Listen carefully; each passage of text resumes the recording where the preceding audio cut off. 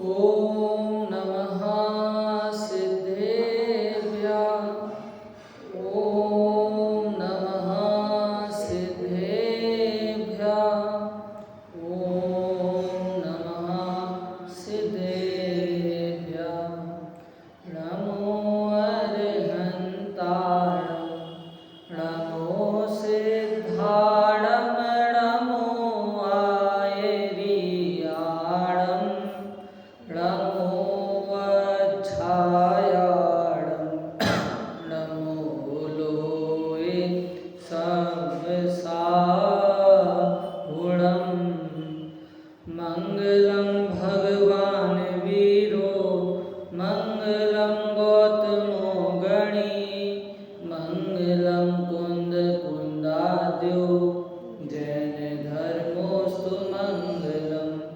सर्वमङ्गलमाङ्गल्यं सर्वकल्याणकारकं, प्रधानं सर्वधर्माणां, जैनं जयतु शासनं, जैनं जयतु शासनं, जैनं जयतु शासनम्। श्रीजिन शासन गुरु नमो, नानाविध सुखकार, आत्महित उपदेश करें मंगलाचार। सोहे जिन शासन में आत्मानुशासन, श्रुत जाकी दुख हारी सुखकारी, सांची शासना। जाको गुण भद्र करता गुण भद्र, जाको जानी भद्र गुण धारी, भव्य करत उपासना। ऐसे सारे शास्त्र को प्रकाशे, अर्थ जीवनी को बने उपकार, नाशे मिथ्या भ्रम वासना। कहते देश भाषा करी, अर्थ को प्रकाश करो, जाते मंद बुद्धि हुके होत अर्थ भाषना। जाते मंद बुद्धि हुके होत अर्थ भाषना। लक्ष्मी निवास निलयम, विलीन विलयम निदाय रदिवीरम, आत्मानुशासनमहं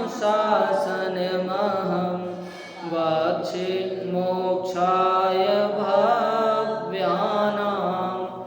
जो लक्ष्मी के निलय रूप उन अविनाशी प्रभु को उद्धार, ग्रंथ रचूं आत्मानुशासन, भव्य जनों को है शिवकार।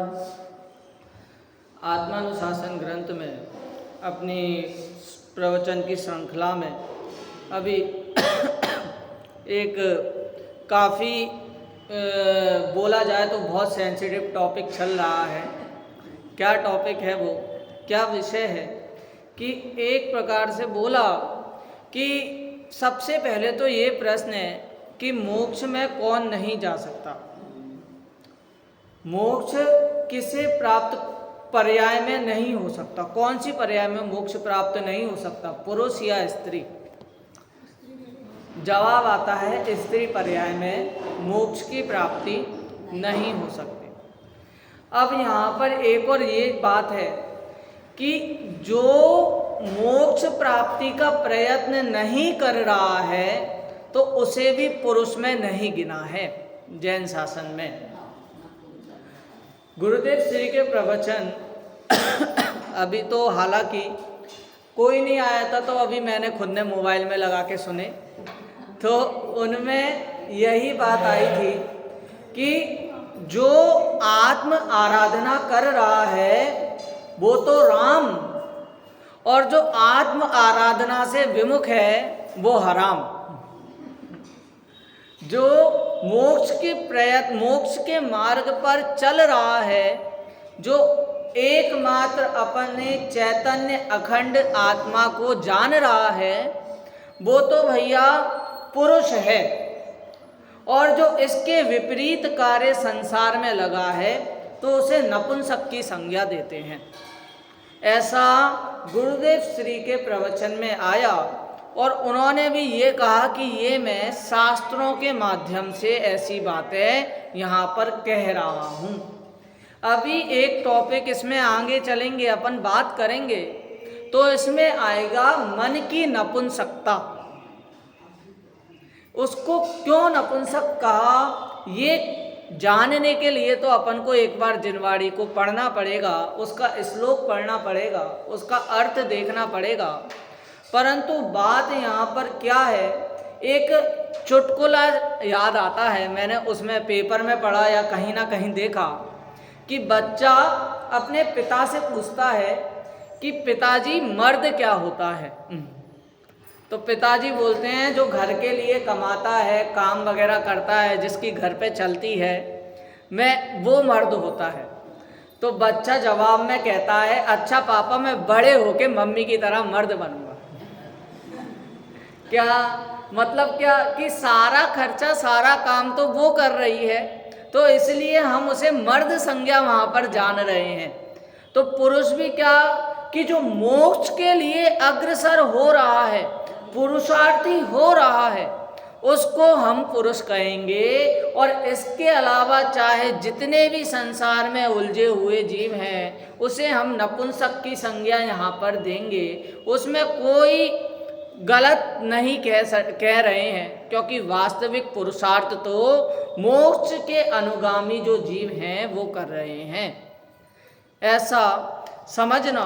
और यहाँ पर पेज नंबर, अपने श्लोक चल रहा था, हाँ पेज नंबर 124, जहाँ 26 आ गया, अच्छा हाँ हाँ हाँ 126 पेज नंबर जिसमें अपनी पहले की चर्चा आई कि अपन एक बार टॉपिक के अनुसार देखें तो योनि का विभत्स रूप, स्त्री योनि का विभत्स रूप, विषय सुख का पोषण करने वाले ठग और नारी विष से भी अधिक भयानक है।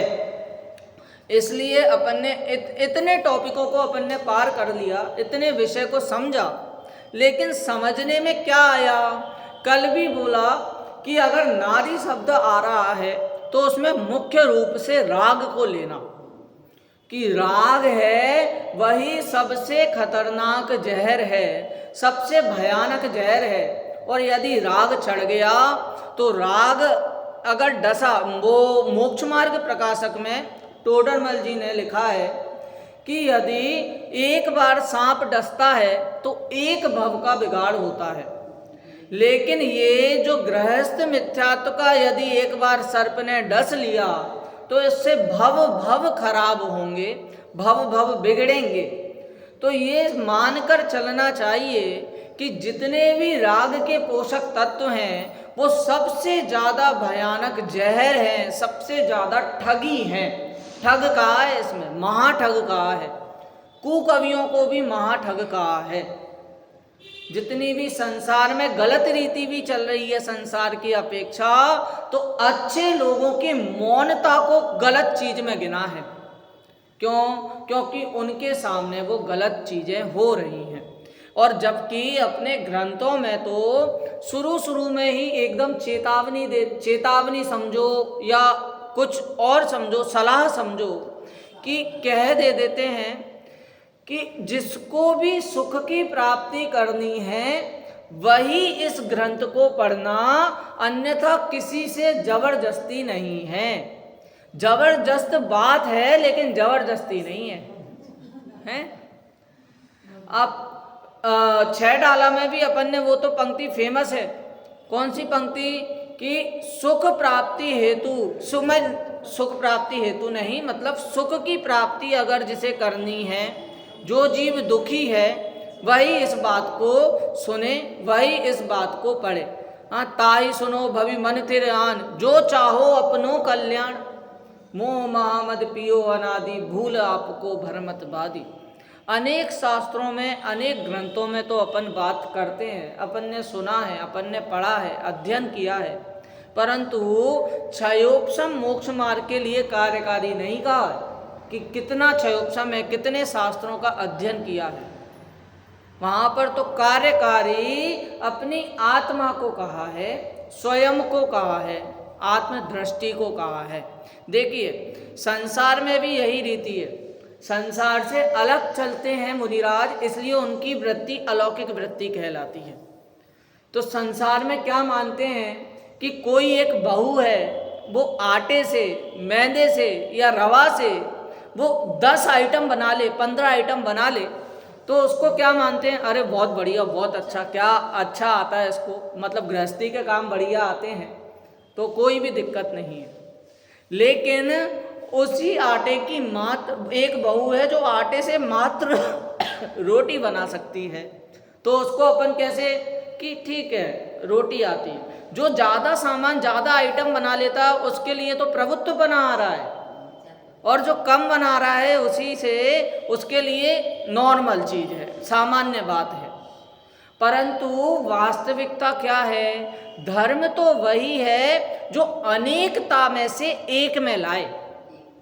तत्वार्थ सूत्र की कितनी टीकाएं हुई, समय सार की टीका, हाँ नियम सार की टीका, अरे कितने ग्रंथों की कितनी टीका हुई। लेकिन तो भी क्या हर एक ग्रंथ का, हर एक जैन शासन में सारे ग्रंथों का सार एकमात्र गिना, देह जुदा जीव जुदा, जीव जुदा पुद्गल जुदा, यही तत्व को सार, वो जाही को विस्तार। हाँ तो क्यों ऐसा, मतलब शास्त्र बहुत लिख दिए हैं, टीकाएं भी बहुत हो गई हैं, परंतु उनमें से जो सारभूत वस्तु है एकमात्र उसका ग्रहण हो जाए तो अनेक जगह भटकना बंद हो जाए। यहाँ पर ये नहीं मानना कि मैं बाकी ग्रंथों का निषेध कर रहा हूँ या टीके का, एक तो सभी से भरेगा, हाँ 10 आइटम खाओ, पेट तो सभी से भरेगा। यदि आटे में से 10 आइटम बने हैं लेकिन एकमात्र अपन दृष्टि करें कि वो आटा है, क्या कि वो आटा है, तो अपनी द्रव्य दृष्टि वो तो शुद्ध दृष्टि है। लेकिन उन आइटमों में अलग अलग स्वाद के अनुसार अलग अलग चीजें अपन देखें तो ये पर्याय दृष्टि है। तो इसीलिए कह रहे हैं कि आत्मा को जानना, आत्म सन्मुख होकर जानना वो बात अलग है, और अनेक ग्रंथों को, व्याकरण को, इन सब में शब्दों में उलझ जाना वो बात अलग है। गुणस्थान, वो एक कौन सी पुस्तक है, गुणस्थानों की बात आई है जिसमें गुणस्थान विवेचन, हाँ जो कि गुणस्थान विवेचन है, उसके स्टार्टिंग में जो चंद्रिका पीठिका की है तो उसमें भी यही कहा, एक प्रश्न पूछा गया कि व्याकरण जरूरी है, व्याकरण जरूरी है शास्त्र के लिए या सीधे सीधे मात्र इतना सामान्य ज्ञान होना चाहिए। तो वहाँ पर भी यही कहा कि यदि व्याकरण मात्र इतनी जरूरी है जितनी अपने प्रयोजन की हो, और यदि व्याकरण और शब्दों में उलझ गए तो ये तत्व अपने से वंचित हो जाएगा, तत्व से अपन वंचित हो जाएंगे। इसलिए इतना प्रयोजन रखो जिससे मैं समझ पाऊँ, अर्थ कर पाऊँ, बाकी समझाने की जरूरत नहीं। ऐसे ही एक अष्टपाहुड़ ग्रंथ है जिसकी टीका जयसेन आचार्य ने की है, सुसागर ने, लेकिन आचार्य जयसेन तक का उसमें या कहीं पर मैंने पढ़ा आचार्य जयसेन के संबंध में कि उन्होंने लिखा कि 4 मूर्खों के बीच चर्चा करने से, अपना ज्ञान बांटने से ऐसा होगा कि अपन को जो ज्ञान प्राप्त है उसको भी नाश हो जाएगा। हरिवंश पुराण में, अच्छा जहाँ तक मुझे याद नहीं, तो ऐसा कहा। इसका मतलब क्या कि सबसे पहले खुद को तो वो बात ग्रहण करे, सबसे पहले खुद तो जाने, बाद में चर्चा। चर्चा किसके लिए जरूरी होती है, जो आत्मचिंतन नहीं करता, आत्मचिंतन में जो नहीं ठहर रहा उसके लिए चर्चा होती है। लेकिन जो आत्मचिंतन कर रहा है उसे चर्चा की आवश्यकता नहीं पड़ती है। क्यों, अपन ने तीर्थंकरों को देखा है, हाँ इतने मुनिराजों को देखा है, वो वन में क्यों रहते हैं, क्योंकि इन इतने लोगों से बचने के लिए वो वन में जाते हैं। क्यों जाते हैं? क्योंकि शांति चाहिए, चर्चा नहीं चाहिए, आत्मचिंतन चाहिए। लेकिन ऐसी भूमिका यदि निचली भूमिका है तो अपन को चर्चा भी आवश्यक है।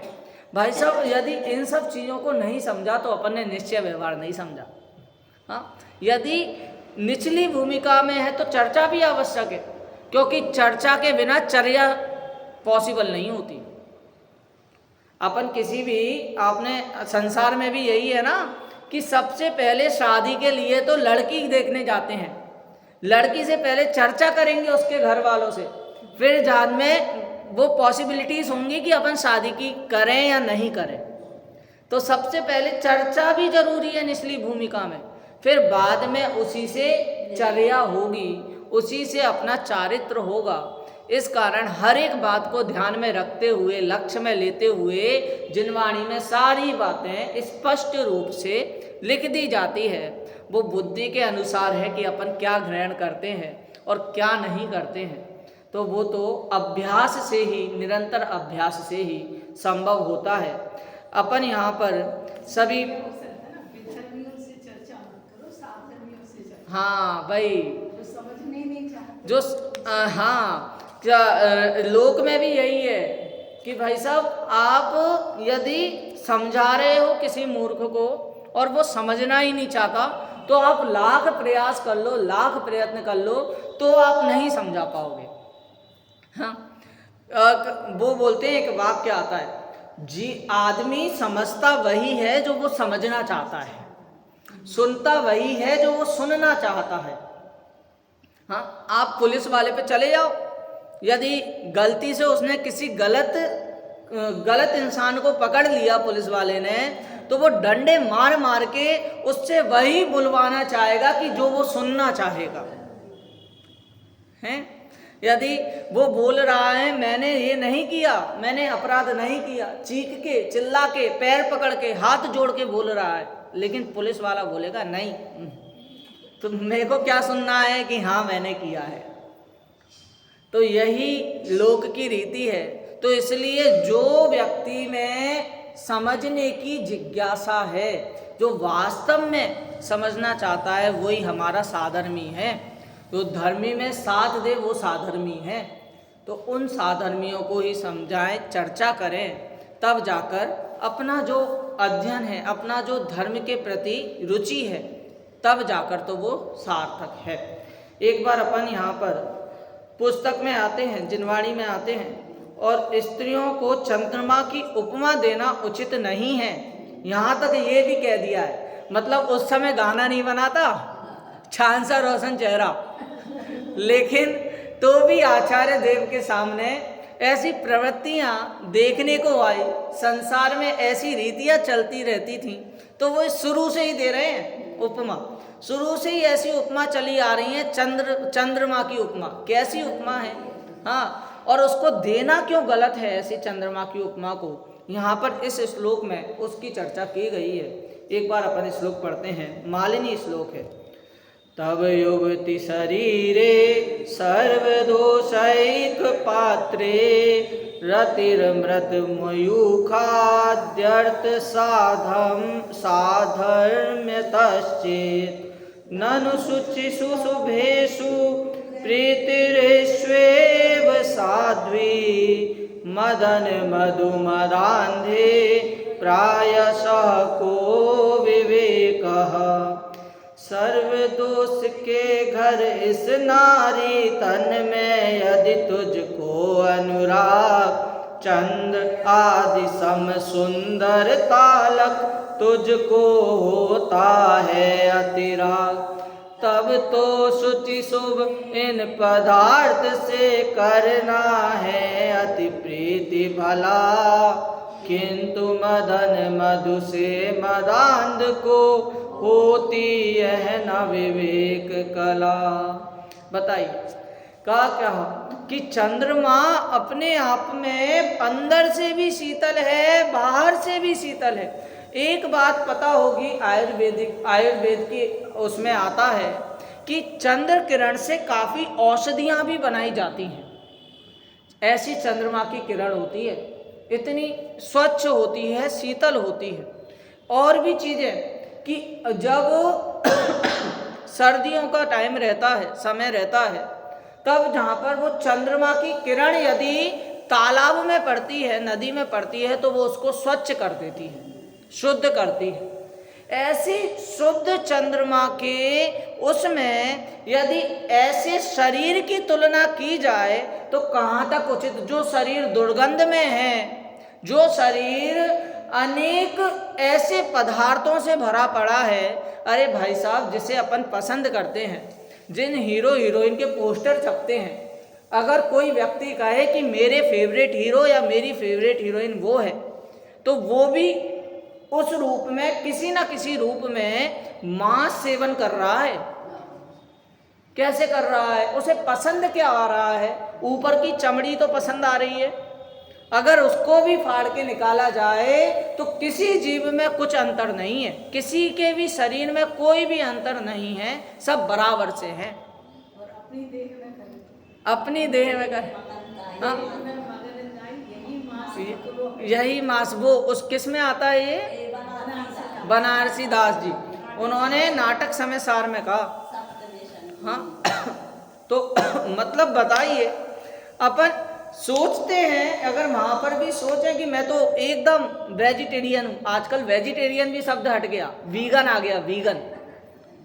हाँ, वीगन बोलते हैं आप आजकल क्या कि मैं तो वीगन हूँ, तो उसमें भी क्या बोलेंगे कि नहीं हो, तुम्हें कौन पसंद है, कौन सा एक्टर पसंद है, कौन अच्छा लगता है, कौन की जैसी आपको त्वचा चाहिए, स्किन केयर रूटीन चाहिए, इन सब में आदमी फंस जाता है और बोलता है कि मैं शाकाहारी हूँ, वीगन हूँ, वेजिटेरियन हूँ।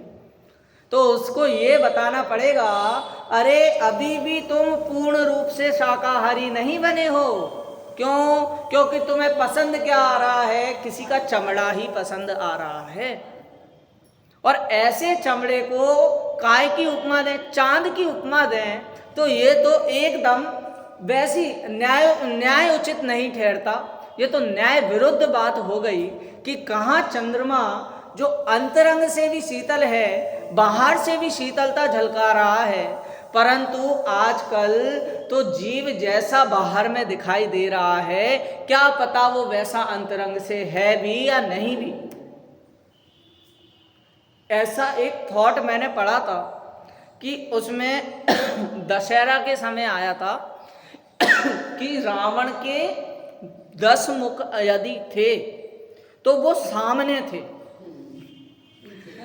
लेकिन मनुष्य के एक मुख है, लेकिन अंदर 10 मुख से भी ज़्यादा उसके मुख हैं। कुछ पता नहीं चलता कि कब कौन सा रंग छोड़ दे।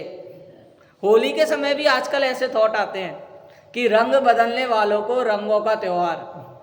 क्या कि भाई साहब पता नहीं चलता कि अंतरंग में कैसे उनके परिणाम हैं, पता नहीं चलता कि अंतरंग में किस तरह के परिणाम लेकर वो बैठा है और बाहर में क्या कहते हैं एकदम अच्छी बातें कर रहा है। एक और 2-3 ऐसी पंक्तियां अपन को पढ़ने आती हैं भाई साहब, क्या कि एक तो पंक्ति ऐसी गजब ढाई उसने कि पेपर में आया कि कहाँ पर हमारी बुराई के चर्चे हो रहे थे और जब हम महफिल में पहुँचे तो बोल रहे हैं कि आपकी उम्र सबसे ज़्यादा है। ऐसा कुछ उसमें आया कि कहाँ हमें मारने के चर्चे हो रहे थे और जब हम आए तो बोले अभी आपको याद किया था, आपकी उम्र तो 100 साल है। मतलब पता नहीं चलता कि बाहर तो इतनी सारी तारीफें, इतने सारे फूल बांधे जा रहे हैं, परंतु अंतरंग में कैसे परिणाम है। और एक और आजकल वो हो गई है, अपन तो ज़्यादा नहीं, अपन यदि इतना समय नहीं मिल रहा तो यहाँ पर कहने का मतलब ये है कि संसार में भी वैराग्य उत्पन्न करने के लिए काफ़ी चीज़ें हैं। संसार की अवस्था ही ऐसी है। आजकल एक वो ट्रेंड में चल गया, पहले तो क्या होता था कि शादी कर ली, ठीक है, अब शादी कर ली तो कर ली, मतलब इतना ज़्यादा डाइवोर्स का वो नहीं होता था, तलाक का। लेकिन अब ऐसी भी चीज़ें हो गई हैं भाई साहब कि शादी कर ली और शादी के बाद तलाक की डिमांड कर रहे हैं। क्यों? क्योंकि तलाक से आधी पैसे जो पति का है वो मिलेगा। तो ये भी आजकल ट्रेंड में हो गया। पता नहीं चलता कि पापों का स्तर कितना बढ़ गया है। छोटे दादा ने एक महावीर, अहिंसा महावीर की दृष्टि में लिखा। उसमें ये लिखा अप टू डेट और आउट ऑफ डेट वाली बात आई। हाँ, आप यदि सोचते हैं महावीर भगवान आउट ऑफ डेट हो चुके हैं, तो पहले का जमाना देखो कि पहले पत्थरों से युद्ध हो, पत्थर मारते थे, फिर बाद में तीर आए, फिर बाद में वो जो गोले फेंकने वाली वो पत्थर से मशीन वो बनाई, फिर तोप आई, फिर बंदूक आई, और आजकल हम मिसाइल हो गई। तो अब ये बताओ कि महावीर भगवान यदि आउट ऑफ डेट हो गए हैं, लेकिन उनके सिद्धांत पहले और अभी की अपेक्षा देखें तो अभी ज़्यादा ज़रूरत है। क्यों? क्योंकि अहिंसा का स्तर बढ़ा है। इस प्रकार कहने में, पढ़ने में अपन को सारी चीज़ें, संसार भी पीछे नहीं रहा कि भाई साहब अब तो सुधर जाओ, अब तो हा कहा था पीछे, हा क्या हुआ, कहाँ गई मति, कैसी दुर्मति होती जा रही है, ये पता नहीं चलता है। अर्थ यहाँ से देखते हैं अपन, हे प्राणी, सभी दोषों के पात्र स्त्री शरीर में चंद्रमा आदि पदार्थों के समान स्वभाव मानकर जो तू प्रीति करता है, सो ये चंद्रमा आदि पदार्थ शुभ हैं और शुचि हैं, अतः इनमें प्रीति करना ठीक है। परंतु काम रूपी मदिरा के मद से अंध प्राणियों में विवेक कहाँ पाया जाता है? हाँ, यदि चंद्रमा अच्छा लग रहा है तो हमने माना चंद्रमा बढ़िया है, लेकिन जब ऐसे काम रूपी मदिरा जब जीव को चढ़ती है तो कुरूप से कुरूप व्यक्ति भी उसको एकदम बहुत ऐश्वर्य राय पता चलती है। क्या? कि भाई साहब कैसी भी हो, कैसी भी वो लड़की हो, कैसी भी स्त्री हो, कैसा भी पुरुष हो, उसको यदि काम की वासना होती है तो वो चंद्रमा भी उसके आगे फीका लगता है। क्या आजकल वो चलते हैं, क्या बोलते हैं, नजर ना लग जाए तो टीका लगाते हैं, है ना, काला काला टीका लगाते हैं। ऐसी स्त्रियों में भी टीका लगाते हैं। क्यों? और उसको क्या कह के बोलते हैं कि जैसे चंद्रमा में दाग होता है तो उसको नजर नहीं लगती, वैसे ही तुम में दाग होगा तो नजर नहीं लगेगी। क्यों? चंद्रमा भाई साहब इतना शुभ है, इतना शुचि है, तो भी अपन उसको, चंद्रमा को काय की उपमा दे रहे हैं, स्त्री को काय की उपमा दे रहे हैं उस चंद्रमा की। ऐसी उपमा देना बिल्कुल न्याय विरुद्ध प्रतीत होता है। भावार्थ, खोटे कवि चंद्रमा, कमल आदि पदार्थों की उपमा स्त्री के अंगों से करके अनुराग उत्पन्न कराते हैं। कामांध होने के कारण तुझे कुछ नहीं दिखता है तथा हाड़ मास के बने इन अंगों से चंद्रमा की समानता कैसे हो सकती है? तेरी बुद्धि में चंद्रमा आदि की उपमा ठीक लगती है तो जिनकी उपमा दी है वे तो इनसे कुछ भले होंगे, लेकिन स्त्री के अंग को अपवित्र और बुरे हैं तथा चंद्रमा आदि पवित्र और भले हैं, तो चंद्रमा आदि में ही अनुराग क्यों नहीं करता?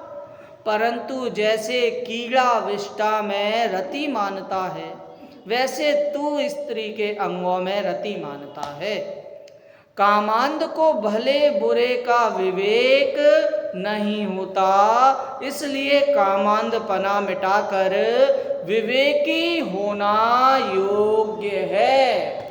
विवेकी क्यों बोला? क्योंकि विवेक से ही पता चलता है कि क्या हमारे करने योग्य कार्य हैं और क्या नहीं करने योग्य कार्य हैं। बताइए। तो ये उपमाएं कहीं से कहीं तक ठीक नहीं बैठती। ये कुकवियों की चर्चा आई बीच में, ऐसे कवि जिनके द्वारा ऐसी उपमा दी जा रही है तो वो कवि भी कुकवि हैं।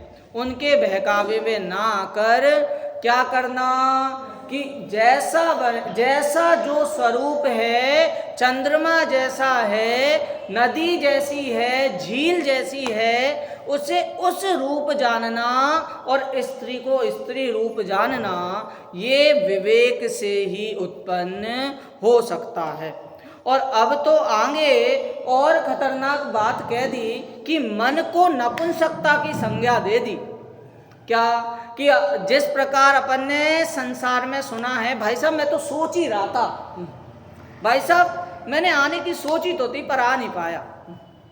क्या कि मन क्या करता है, जिस प्रकार एक नपुंसक होता है वो पैसे मांगता है। अपन ने देखा है, रेल में देखा होगा, ट्रेन में देखा होगा या कहीं सड़क पे देखा होगा, क्या कि वो नपुंसक पैसे मांगता है। अपनी दृष्टि में उसमें बल भी उतना है कि वो पैसे निकलवा लेता है। उसके हाथ भी हैं, उसके पैर भी हैं, पूरा अच्छा सुडौल शरीर है उसका, तो भी वो कुछ नहीं करना चाहता, मात्र दूसरों के भरोसे पैसे मांगता है। तो उसी प्रकार मन को कहा कि मन क्या करता है कि मन मात्र सोचने का काम कर रहा है, मन मात्र क्या करता है, विकल्पों का काम करता है और भगाता ये शरीर को है। क्या कि मन तो मेरा हो रहा है कहाँ पर, कहीं जाने का, लेकिन मन वहाँ नहीं जा सकता, तो शरीर जाता है। इसलिए मन को नपुंसकता की संज्ञा प्रदान की है। पढ़ते हैं एक बार इसकी उत्थानिका के बाद अपन छंद और श्लोक पढ़ते हैं। स्त्री के शरीर में प्रीति, इसमें मिटाओ। स्त्री के शरीर में प्रीति मन द्वारा होती है और मन नपुंसक है, अतः वह नपुंसक मन ज्ञानी पुरुषों को कैसे जीत सकता है, यह बात आगामी छंद में कहते हैं। पृथ्वी नामक छंद है, इसका पाठ अपन सभी करते हैं। प्रियमनुभवत स्वयं भवति कातरं केवलम परेष्वनुभवस्सु तां विषयिषु स्फुटं लादते मनो ननु नपुंसकं त्विति न शब्दतश्चार्थतः सुधी कथमनेन सन्नुभयथा पुमान जीयते। प्रिया भोग में आकुल है पर कायर भोग नहीं सकता, किंतु भोगती हुई इंद्रियों को लख आनंदित होता। अतः नपुंसक कहा शब्द से और अर्थ से भी यह मन, शब्द अर्थ से हुए पुरुष को कैसे जीत सकेगा मन। क्या बोल रहे हैं कि भाई साहब ये मन तो नपुंसक है, मन करेगा प्रिया के पास जाने का, प्रिय के पास जाने का, लेकिन ये मन नहीं जा सकता, तो ये शरीर को हिलाएगा। अपन देख सकते हैं कर्णानी योग में एक उदाहरण आता है मच्छ का, तंदुल मच्छ का। हाँ, वो विशाल मच्छ के अंदर बैठा है, कानों में बैठा है, लेकिन उसका मन क्या है कि यदि मैं इतना बड़ा होता और मेरे मुख के अंदर इतनी मछलियां आ जाती तो मैं झट से मुंह बंद कर लेता और खा जाता, एक को भी नहीं छोड़ता। बताओ कि उसने कुछ किया नहीं है, उसका शरीर भी इतना बड़ा नहीं है, लेकिन उसका मन क्या क्या करने का है और उससे उसे कितना कर्मों का बंध होता है। क्यों? मन के द्वारा। मन को इसलिए नपुंसक की संज्ञा दी। ट्रेन में गए, अपन ने देखा है कि उसमें इतनी हिम्मत है कि वो दूसरों को हिलाकर उससे पैसे मांग ले। नपुंसक को देखा है ना कि दूसरों को हिलाता है, जबरदस्ती करता है, और यदि ना करे तो कुचेष्टाएं करता है। क्यों? जबकि उसमें इतनी हिम्मत है कि पूरा एक जिस बोगी में चढ़ जाए तो वो पूरी बोगी हिल जाए, इतना दम है उसमें।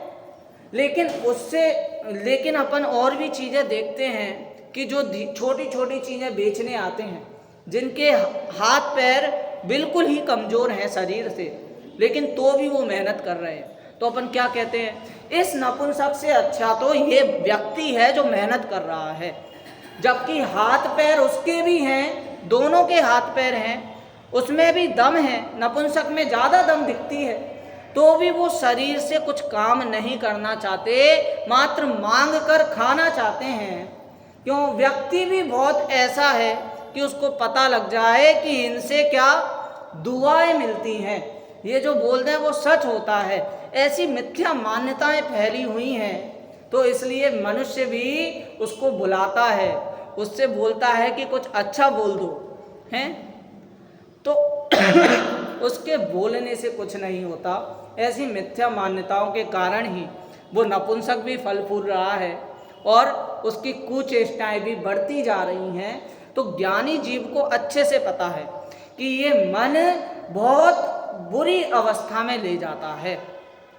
ज्ञानी जीव को जानता है कि ये मन, वैसे व्याकरण की दृष्टि से भी देखें तो मन को नपुंसक शब्द में लिया है, मन नपुंसक शब्द में है, और हाँ शब्द है, मन नपुंसक शब्द है और इसका अर्थ भी नपुंसक लिया है, मन को भी संस्कृत व्याकरण के अपेक्षा।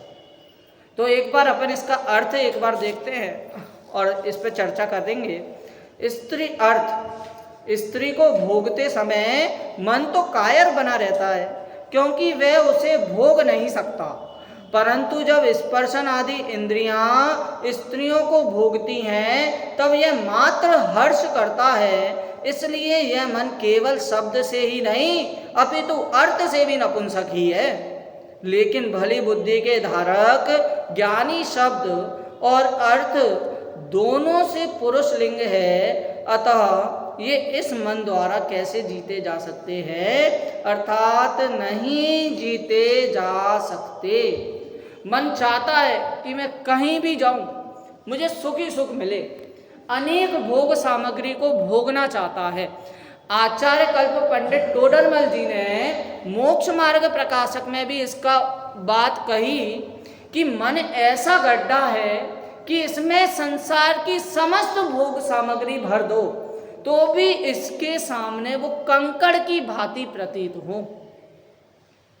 अब मन को भरने के लिए क्या किया जाए? जगत में जब आप मोटिवेशनल स्पीकर वगैरह को सुनते हो तो वो ये मोटिवेट करते हैं कि जो मन में आ रहा है वो करो, किसी की नहीं सुनो, मन की पूर्ति होनी चाहिए तभी जाकर जीव सुखी होगा। लेकिन जैन धर्म में इसका उल्टा ही कहते हैं कि मन की पूर्ति को सुखी होना नहीं कहा, मन में जो इच्छाएं हो रही हैं उसके रोकने को सुखी होना कहा है। हाँ, इच्छा निरोधस तप, जो इच्छा का निरोध है वो तप है, और तप कैसा है? सुखमय है। तो इसीलिए इच्छा को रोकने को सुख कहा है, इच्छा की पूर्ति को सुख नहीं कहा, क्योंकि पूर्ति कभी इस जीव की हो ही नहीं सकती।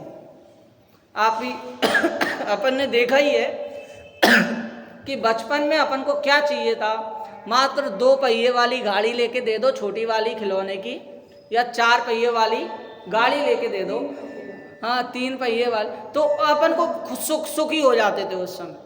छोटे और बड़े हुए तो 3 पहिए की साइकिल आ गई, और बड़े हुए तो उसमें से 4 पहिए की साइकिल आ गई, और बड़े हुए तो अपन ने 2 पहिए हटा लिए, 2 पहिए की साइकिल चलाएंगे, और बड़े हुए तो गाड़ी आ गई। देखिए टायर पहिए वाला काम सभी में हो रहा है, लेकिन उस पहिए की कैसी कैसी इच्छा बढ़ती गई। हाँ, पहिए वाली 2 पहिए की गाड़ी आ गई, 2 पहिए की गाड़ी में भी अलग अलग वैरायटी आ गई, तो अपन ने अलग अलग वैरायटी की खरीदी। अब 4 पहिए की गाड़ी चाहिए, उसमें भी अलग अलग वैरायटी चाहिए, उसमें भी अलग अलग फंक्शंस चाहिए। तो मतलब कितना सब अपने मन की पूर्ति के लिए अपन करते गए, लेकिन अभी तक हमारी मन की पूर्ति नहीं हो पाई है। तो यही है, मन करता कुछ नहीं है, मेहनत अपन को ही करनी है। एक शब्द आपने सुना होगा, लॉ ऑफ अट्रैक्शन, हाँ मैनिफेस्टेशन, कि आप सोचो मतलब किसी चीज़ को इतना चाहो कि पूरी कायनात उसे मिलाने में साथ दे दे, ऐसा एक डायलॉग है। क्या कि भाई उसके बारे में मात्र सोचते रहो, अपना काम पूरा हो जाएगा। अरे कब काम पूरा होगा? ये मैनिफेस्टेशन है, बड़ी व्याकुलता में डालने वाली चीज है। क्या क्या किया जाए कि मेरे को वो चीज की प्राप्ति हो जाए, कैसे सब किया जाए? मात्र सोचने से भी नहीं होता कुछ, उसके लिए अपनी सारी क्रियाएं भी उस रूप होती हैं, उसको प्राप्त करने रूप होती हैं। तो क्या कि मन से तो अपन ने सोचा, लेकिन मन ने उसमें कितना साथ दिया? कुछ साथ नहीं दिया। लेकिन ज्ञानी है, जो ज्ञानी शब्द है वो है पुरुष वचन में ही पुरुष है, और उसका अर्थ भी पुरुष है। तो ज्ञानी जीव जानता है कि ये मन बुरी चीज है, इसको दूर हटाओ, मन के बहकावे में नहीं आना। जबकि संसार में कहावत है, मन के हारे हार है, मन के जीते जीत। तो हम माने तो माने क्या? अरे मानो ज्ञानी की बात मानो। सुबुद्धि अभी बीच में आएगा, भावार्थ में कहेंगे। सुबुद्धि, जो सुबुद्ध जीव है वो ये जानते हैं कि एकमात्र ज्ञान है। ज्ञान को ज्ञान क्यों कहा जाता है? क्योंकि वो विवेक पूर्वक किया हुआ निर्णय होता है। सम्यक दर्शन, सम्यक ज्ञान, सम्यक चारित्र क्या है? ये जीव की विकार रहित पर्याय है, जिसमें कोई भी विकार नहीं है। लेकिन मन ऐसी चीज है जिसमें विकार ही विकार है। तो इसलिए मन की उपेक्षा की और ज्ञान को प्राप्त करने को कहा। भावार्थ, कोई कहेगा कि जब मन विकारी हो जाए तो विवेकी भी क्या कर सकते हैं? अर्थात उन्हें भी मन के कारण काम सेवन करना पड़ता है। ऐसे लोगों को युक्ति से समझाते हैं कि व्याकरण में मन शब्द को नपुंसक लिंगी कहा गया है, तथा यह मन शब्द से भी नपुंसक लिंगी नहीं है, अपितु अर्थ ही से भी नपुंसक ही है। जिस प्रकार नपुंसक स्त्री को भोगना चाहता है परंतु भोग नहीं सकता, तथा अन्य पुरुषों की भोग क्रीड़ा देखकर स्वयं हर्ष करता है, उसी प्रकार यह मन भी स्त्री को भोगना चाहता है परंतु स्वयं भोग नहीं कर सकता। अन्य स्पर्शन आदि इंद्रियां जब भोग करती हैं तब यह उनकी क्रीड़ा ही देखकर स्वयं हर्ष करता है। इस प्रकार मन शब्द और अर्थ दोनों प्रकार से नपुंसक है। सुबुद्धि अर्थात सुधि शब्द को व्याकरण में पुरुष लिंगी कहा गया है, इसलिए यह शब्द की अपेक्षा भी पुरुष है, तथा जिसकी बुद्धि अच्छी हो उसे सुधि कहा जाता है। बुद्धि रूपी स्त्री के धनी को सुबुद्धि कहते हैं, तथा स्त्री का धनी पुरुष ही होता है, स्त्री नहीं। इसलिए यह अर्थ से भी पुरुष है। जैसे कि अपनी चर्चा पहले भी आई कि पुरुष को नारी को एक पुरुष की आवश्यकता शुरू से ही है, तभी वो नाथ कहता है। विवाह के पहले पुरुष, वो नाथ कौन होता है? पिता या उसका भाई। लेकिन विवाह के पश्चात पति, मतलब स्त्री का धनी एक स्त्री को नहीं कहा, स्त्री का धनी हमेशा पुरुष ही कहा। तो यहाँ पर पुरुष को क्या कहा कि भाई पुरुष है वो स्त्री का धनी है, लेकिन कौन सी स्त्री का? सुधि रूपी स्त्री का।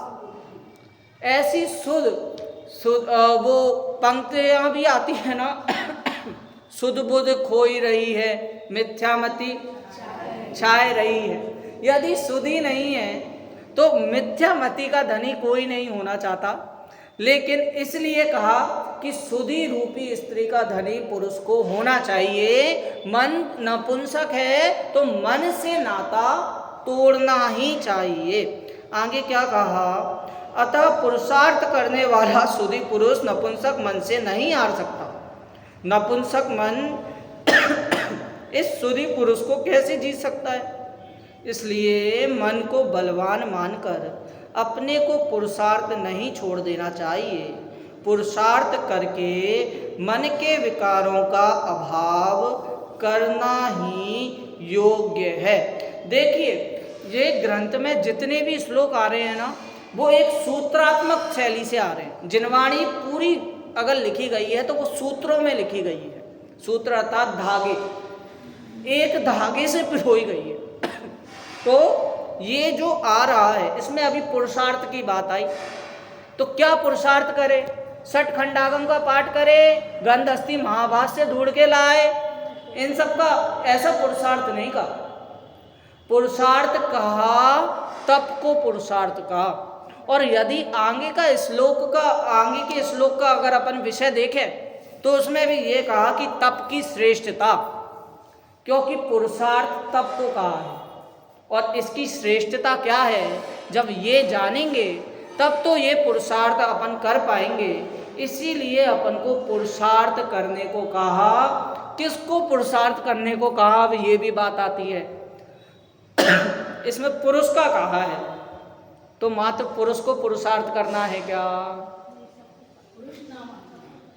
हाँ, पुरुष नाम आत्मा। पुरुषार्थ सिद्धि में भी आया है पुरुष। पुरुष किसे? आत्माओं को कहा। अब आत्मा है, जीव है, तो सभी के लिए ये बात है, ये मात्र पुरुष के लिए नहीं है। ऐसा अपन को जानना चाहिए। और अपन जब इसकी प्रस्तावना भी पढ़ेंगे तो उसमें भी ये कहा कि व्याकरण के ज्ञाता। कौन को कहा? ये गुणसेनाचार्य को। क्या कहा? कि जो व्याकरण के ज्ञाता हैं, जिनको अनेक अनेक भाषाओं का ज्ञान है, ऐसा ऐसा कहा। तो यहाँ पर इनकी व्याकरण की प्रबुद्धता भी झलकती है। कौन बताएगा कि मन को नपुंसक अर्थ में लिया है? कौन बताएगा कि सुधि को पुरुष लिंग में लिया है? तो यहाँ पर आचार्यों का जब उन्होंने लिखा है, जब उन्होंने इतना सब जाना है, तो उनको शब्द का भी ज्ञान है, अर्थ का भी ज्ञान है, और सभी एकदम प्रमाणित वस्तु कही गई है। तो इसलिए पढ़ना चाहिए, क्योंकि एक शायद मोक्षमार्ग प्रकाशक में भी यही कहा कि मतलब कैसे ना कैसे धर्म में लगना चाहिए। भले वो अपन अभी शुरू में शब्द अर्थ का ज्ञान किस लिए करेंगे? जिनवाणी समझने के लिए। जब तोडरमल स्मारक में एडमिशन भी होता है तो शुरू में ये कहते हैं कि संस्कृत हम तुम्हें कोई ज्ञानी पंडित विद्वान बनाने के लिए नहीं सिखा रहे। संस्कृत का ज्ञान इसलिए जरूरी है क्योंकि हमारे अनेक ग्रंथ संस्कृत में लिखे हुए हैं, उनकी टीकाएं। तो इसीलिए संस्कृत का इतना ज्ञान तो होना ही चाहिए कि अपन अपने ग्रंथों को समझ सकें, उसमें जो तत्व है उसको समझ सकें। बताइए, समय सार में भी जो टीका की गई है वो संस्कृत में है, और जो आदरणीय शांति जी भाई साहब हैं वो भी हमें संस्कृत पहले समझाते हैं। मतलब संस्कृत में पंक्ति पढ़ते हैं फिर हिंदी बताते हैं। तो इसीलिए संस्कृत का ज्ञान, शब्दों का ज्ञान, अर्थों का ज्ञान इतने प्रयोजन से करना कि मैं स्वयं का कल्याण कर सकूं, अन्य लोगों का तो जो हो रहा है सो हो ही रहा है। पहले स्वयं पर दृष्टि करना, और इस प्रकार अपन को मन को हटाकर ज्ञान को अपन को प्रबलता करनी है, ज्ञान को प्रभुत्व बनाना है और ज्ञान धारण करना है, तभी कल्याण हो सकता है। अब आगे की चर्चा, तप की श्रेष्ठता की चर्चा आगामी कल अपन करते हैं। तो इस प्रकार आज की वाणी यहीं विराम लेते हैं।